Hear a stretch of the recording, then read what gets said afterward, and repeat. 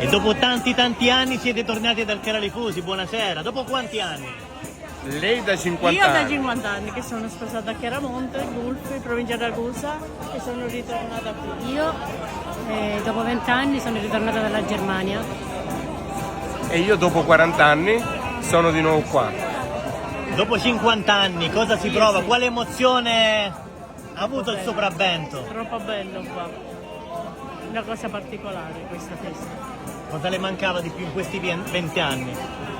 Il paese, gli amici, Tutti i compagni di scuola, si ritrova tanta le gente. montagne, l'acqua, tutto. Si incontrano i gruppi musicali, questo Mozzuni, questi colori che vediamo nei quartieri, gli addobbamenti, le facce che sono piene di sorrisi. Ecco, questo è bello. Grazie di Prego, cuore. prego. Arrivederci, grazie.